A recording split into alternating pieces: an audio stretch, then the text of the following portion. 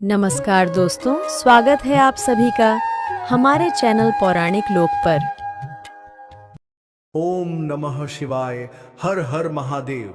भगवान भोलेनाथ आप सभी भक्तों पर सदैव ही अपनी कृपा बनाए रखे। मित्रों, देवों के देव महादेव बहुत ही भोले माने जाते हैं, इसलिए इनका एक नाम भोलेनाथ भी है। वैसे तो भगवान भोलेनाथ अपने भक्तों की क्षणिक मात्र की भक्ति से ही प्रसन्न हो जाते हैं और इसलिए उन्हें प्रसन्न करने के लिए किसी भी तरह के विशेष पूजन की आवश्यकता नहीं होती। परंतु कई भक्त शिव जी की विशेष कृपा पाने के लिए सोमवार का व्रत और पूजन करते हैं। मित्रों, सोमवार के व्रत को लेकर मान्यता है कि इस व्रत को करने से भगवान शिव अपनी भक्तों की सभी मनोकामना बहुत जल्दी ही पूरी करते हैं। तो चलिए मित्रों, माता पार्वती और भगवान भोलेनाथ के चरण कमलों का ध्यान करते हुए सुनते हैं सोमवार व्रत पर शिव जी की बहुत ही सुंदर कथा। पहली कथा इस प्रकार से है। एक समय की बात है, इस भूमंडल पर एक अत्यंत प्रसिद्ध राजा चंद्रहास द्वारा पालित कांतिका नाम की एक नगरी थी। वहां पर धनेश्वर नाम का एक साहूकार और उसकी स्त्री रूपवती रहा करते थे। साहूकार का व्यापार दूर दूर तक फैला हुआ था और नगर के सभी लोग उस व्यापारी का बहुत ही सम्मान किया करते थे। साहूकार तथा उसकी पत्नी दोनों ही उस नगरी में सभी से बड़े प्रेम और आदर के साथ व्यवहार करते थे। उनके घर में धन धान्य आदि की कोई कमी नहीं थी, लेकिन उनको एक बड़ा दुख था कि उनकी कोई संतान नहीं थी और इस कष्ट से वे दोनों अत्यंत दुखी रहते थे। एक दिन एक बड़ा तपस्वी योगी उस नगरी में आया। वह योगी उस ब्राह्मण के घर को छोड़कर अन्य सब घरों से भिक्षा लाकर भोजन किया करता था, लेकिन रूपवती से वह भिक्षा नहीं लिया करता था। एक समय वह किसी अन्य घर से भिक्षा लेकर गंगा किनारे जाकर भिक्षान्न को प्रेम पूर्वक खा रहा था। तभी धनेश्वर ने योगी को देखा और अपनी भिक्षा के अनादर से दुखी होकर योगी से बोला, महात्मन, आप सब घरों से भिक्षा लेते हैं परंतु मेरे घर की भिक्षा कभी भी नहीं लेते, इसका कारण क्या है? योगी ने कहा कि निसंतान के घर की भीख पतितों के अन्न के तुल्य होती है और जो पतितों का अन्न खाता है वह भी पतित हो जाता है। क्योंकि तुम निसंतान हो, अतः पतित हो जाने के भय से मैं तुम्हारे घर की भिक्षा नहीं लेता हूं। धनेश्वर यह बात सुनकर अपने मन में बहुत दुखी हुआ और हाथ जोड़कर योगी के पैरों पर गिर पड़ा तथा दुखी भाव से कहने लगा, हे महाराज, यदि ऐसा है तो आप मुझको पुत्र प्राप्ति का उपाय बताइए।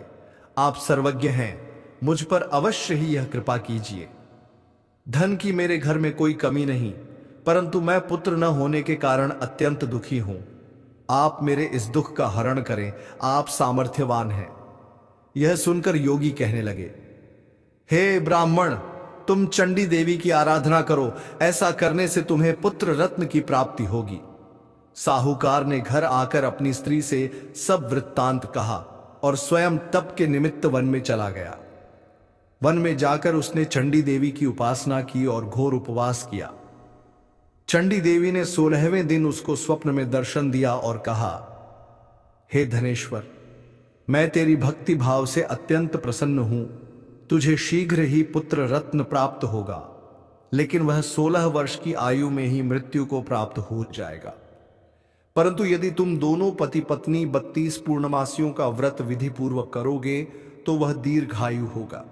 जितनी तुम्हारी सामर्थ्य हो उतने आटे के दिए बनाकर शिवजी का पूजन करना और पूर्णमासी का व्रत रखना। प्रातः काल होने पर इस स्थान के समीप ही तुम्हें एक आम का वृक्ष दिखाई देगा। उस पर चढ़कर एक फल तोड़कर शीघ्र अपने घर चले जाना और अपनी स्त्री से सब वृत्तांत कहना। जब वह श्री शंकर जी का ध्यान करके उस फल को खा लेगी, तब भगवान शंकर की कृपा से वह गर्भवती हो जाएगी। जब वह ब्राह्मण प्रातः काल उठा तो उसने उस स्थान के पास ही एक आम का वृक्ष देखा जिस पर एक आम का फल लगा हुआ था।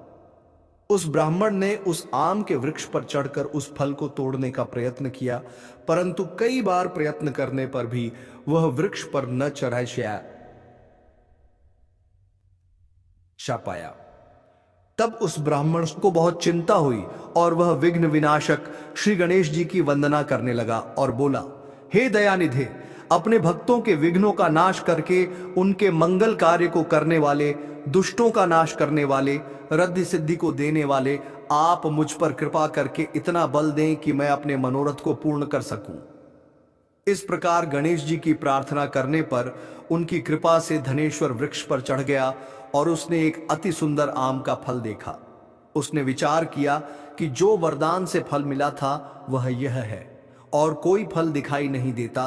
उस धनेश्वर ब्राह्मण ने जल्दी से उस फल को तोड़कर अपनी स्त्री को लाकर दिया और उसकी स्त्री ने अपने पति के कथनानुसार उस फल को खा लिया।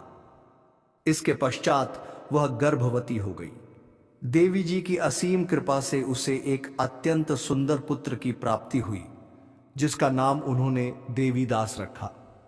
माता पिता के हर्ष और शोक के साथ वह बालक शुक्ल पक्ष के चंद्रमा की भांति बढ़ने लगा। भवानी की कृपा से वह बालक बहुत ही सुंदर, सुशील और पढ़ने में बहुत ही निपुण हो गया। चंडी देवी की आज्ञानुसार उसके माता पिता ने 32 पूर्णमासी का व्रत रखना प्रारंभ कर दिया था, जिससे उसका पुत्र दीर्घायु हो जाए। 16वां वर्ष लगते ही देवीदास के माता पिता को बड़ी चिंता हो गई कि कहीं उनके पुत्र की इस वर्ष मृत्यु न हो जाए। इसलिए उन्होंने अपने मन में विचार किया कि यदि यह दुर्घटना उनके सामने हो गई तो वे कैसे सहन कर सकेंगे। उन्होंने देवीदास के मामा को बुलाया और कहा कि हमारी इच्छा है कि देवीदास 1 वर्ष तक काशी में जाकर विद्या अध्ययन करे और हम उसको अकेला भी नहीं छोड़ना चाहते, इसलिए साथ में तुम चले जाओ और 1 वर्ष के पश्चात इसको वापस लौटा लाना। सब प्रबंध करके उसके माता पिता ने काशी जाने के लिए देवीदास को एक घोड़े पर बैठाकर उसके मामा को उसके साथ विदा कर दिया। धनेश्वर ने अपनी पत्नी के साथ अपने पुत्र की मंगल कामना तथा दीर्घायु के लिए भगवती दुर्गा की आराधना और पूर्णमासियों का व्रत करना आरंभ कर दिया। इस प्रकार उन्होंने 32 पूर्णमासी का व्रत पूरा किया। कुछ समय पश्चात एक दिन वह दोनों मामा और भांजा मार्ग में रात्रि बिताने के लिए किसी ग्राम में ठहरे हुए थे। उस दिन उस गांव में एक ब्राह्मण की अत्यंत सुंदरी, सुशीला, विदुषी और गुणवती कन्या का विवाह होने वाला था। जिस धर्मशाला के अंदर वर और उसकी बारात ठहरी हुई थी, उसी धर्मशाला में देवीदास और उसके मामा भी ठहरे हुए थे। संयोगवश कन्या को तेल आदि चढ़ाकर मंडप आदि का कृत्य किया जा रहा था, लेकिन लग्न के समय वर को धनुर्वात मतलब एक वायु रोग, जिसमें शरीर धनुष की तरह झुककर टेढ़ा हो जाता है, हो गया। इस कारण वर के पिता ने अपने कुटुंबियों से परामर्श करके निश्चय किया कि यह देवीदास मेरे पुत्र जैसा ही सुंदर है, मैं इसके साथ ही लग्न करा देता हूं और बाद में विवाह के अन्य कार्य मेरे लड़के के साथ हो जाएंगे। ऐसा सोचकर उन्होंने देवीदास के मामा से जाकर बोला कि तुम थोड़ी देर के लिए अपने भांजे को हमें दे दो, जिससे विवाह के लग्न के सारे कृत्य सुचारू रूप से हो सके। तब उसका मामा कहने लगा कि जो कुछ भी कन्यादान के समय वर को मिले वह सब हमें दे दिया जाए, तो मेरा भांजा इस बारात का दूल्हा बन जाएगा। यह बात वर के पिता ने स्वीकार कर ली और उसने अपने भांजे को वर बनने के लिए भेज दिया और उसके साथ सब विवाह कार्य रात्रि में विधि पूर्वक संपन्न हो गया। तो पत्नी के साथ वह भोजन न कर सका और अपने मन में सोचने लगा कि न जाने यह कैसी स्त्री होगी। वह एकांत में इसी सोच में पड़ी डिडियाज गया तथा उसकी आंखों में आंसू आ गए। तब वधू ने पूछा कि क्या बात है, आप इतने उदासीन वगैर दुखी क्यों हो रहे हैं। तब उसने सब बातें जो वर के पिता व उसके मामा में हुई थीं उसको बतला दी। तब कन्या कहने लगी कि यह ब्रह्म विवाह के विपरीत कैसे हो सकता है। देव, ब्राह्मण और अग्नि के सामने मैंने आपको ही अपना पति बनाया है, इसलिए आप ही मेरे पति हैं। मैं आपकी ही पत्नी रहूंगी, किसी अन्य की कदापि नहीं। तब देवीदास ने कहा, ऐसा मत करिए, क्योंकि मेरी आयु बहुत कम है। मेरे पश्चात आपकी क्या गति होगी, इन बातों को अच्छी तरह विचार लो। परंतु वह दृढ़ विचार वाली स्त्री थी। बोली कि जो आपकी गति होगी वही मेरी गति होगी। हे स्वामी, आप उठिए और भोजन करिए, आप निश्चय ही भूखे होंगे। इसके बाद देवीदास और उसकी पत्नी दोनों ने भोजन किया तथा शेष रात्रि वे सोते रहे। प्रातःकाल देवीदास ने अपनी पत्नी को 3 नगों से जड़ी हुई एक अंगूठी दी, एक रूमाल दिया और बोला, हे प्रिय, इसे लो और संकेत समझकर स्थिर चित्त हो जाओ। मेरा मरण और जीवन जानने के लिए एक पुष्प वाटिका बना लो, उसमें सुगंधी वाली एक नवमल्लिका लगा लो, उसको प्रतिदिन जल से सींचा करो और आनंद के साथ खेलो कूदो तथा उत्सव मनाओ। जिस समय और जिस दिन मेरा प्राणांत होगा ये फूल सूख जाएंगे और जब ये फिर हरे हो जाएं तो जान लेना कि मैं जीवित हूं। यह समझाकर वह चला गया। प्रातः काल होते ही वहां पर गाजे बाजे बजने लगे और जिस समय विवाह के कार्य समाप्त करने के लिए वर तथा सब बाराती मंडप में आए तो कन्या ने वर को भली प्रकार से देखकर अपने पिता से कहा कि यह मेरा पति नहीं है, मेरा पति वही है जिसके साथ सत्र में मेरा पाणी ग्रहण हुआ था, इसके साथ मेरा विवाह नहीं हुआ है। यदि यह वही है तो बताए कि मैंने इसको क्या दिया। मधुपर्क और कन्यादान के समय जो मैंने भूषणादि दिए थे उन्हें दिखाए तथा रात में मैंने क्या गुप्त बातें कही थीं वह सब सुनाए। पिता ने उसके कथनानुसार वर को बुलवाया गया। कन्या की यह सब बातें सुनकर वह कहने लगा कि मैं कुछ नहीं जानता। इसके पश्चात लज्जित होकर वह वहां से चला गया और सारी बारात भी अपमानित होकर वहां से लौट गई। भगवान श्री कृष्ण बोले, हे माता, इस प्रकार देवीदास काशी विद्याध्ययन के लिए चला गया। जब कुछ समय बीत गया तो काल से प्रेरित होकर एक सर्परात्रि के समय उसको डसने के लिए वहां पर आया। उस विषधर के प्रभाव से उसके शयन का स्थान चारों ओर से विष से विषैला हो गया, परंतु व्रत के प्रभाव से उसको काट न पाया, क्योंकि पहले ही उसकी माता ने 32 पूर्णिमा का व्रत कर रखा था। इसके बाद मध्याह्न के समय स्वयं काल वहां पर आया और उसके शरीर से उसके प्राणों को निकालने का प्रयत्न करने लगा, जिससे वह मूर्छित होकर पृथ्वी पर गिर पड़ा। भगवान की कृपा से उसी समय पार्वती जी के साथ भगवान शंकर वहां पर आ गए। उसको मूर्छित दशा में देखकर पार्वती जी ने भगवान शंकर से प्रार्थना की कि हे प्रभु, इस बालक की माता ने पहले 32 पूर्णिमा का व्रत किया था, जिसके प्रभाव से हे भगवान आप इसको प्राण दान दें। भवानी के कहने पर भक्त वत्सल भगवान शिव ने उसको प्राण दान दे दिया। इस व्रत के प्रभाव से काल को भी पीछे हटना पड़ा और देवीदास स्वस्थ होकर बैठ गया। उधर उसकी स्त्री उसके काल की प्रतीक्षा किया करती थी। जब उसने देखा कि उस पुष्प वाटिका में पत्र पुष्प कुछ भी नहीं रहे तो उसको अत्यंत आश्चर्य हुआ, और जब वह वैसे ही हरी भरी हो गई तो वह जान गई कि वह जीवित हो गए हैं। यह देखकर वह बहुत प्रसन्न मन से अपने पिता के कहने लगी कि पिताजी, मेरे पति जीवित हैं, आप उनको ढूंढना शुरू करें। जब 16वां वर्ष व्यतीत हो गया तो देवीदास भी अपने मामा के साथ काशी से चल दिया।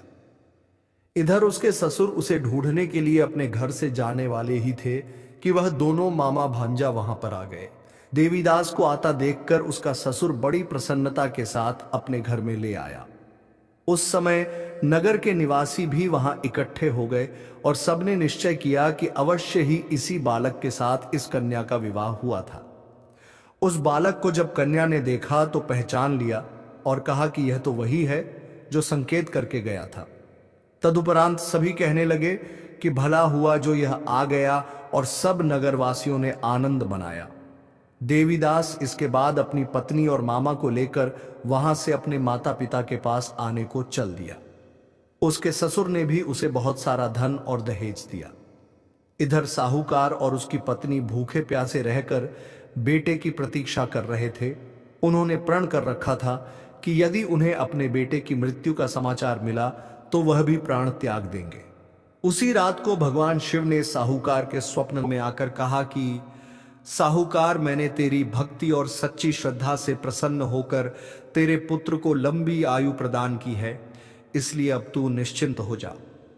सुबह जब साहूकार का पुत्र अपने घर की तरफ चल रहा था तो उसके माता पिता को लोगों ने खबर कर दी और कहा कि तुम्हारा पुत्र देवीदास अपनी पत्नी और मामा के साथ आ रहा है। ऐसा समाचार सुनकर पहले तो उन्हें विश्वास नहीं हुआ, लेकिन जब देवीदास आया और उसने अपने माता पिता के पैर छुए तो देवीदास के माता पिता ने उनका स्वागत किया, आरती उतारी और दोनों को अपने सीने से लगा लिया।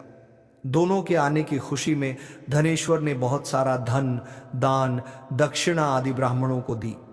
इसी प्रकार जो कोई भक्त भगवान भोलेनाथ को सच्चे मन से पूजा अर्चना करता है और सोमवार व्रत करता है तो भगवान भोलेनाथ की कृपा से उसके सभी दुख दूर होते हैं और सभी मनोकामनाएं पूर्ण होती हैं और उसका सदा ही कल्याण होता है।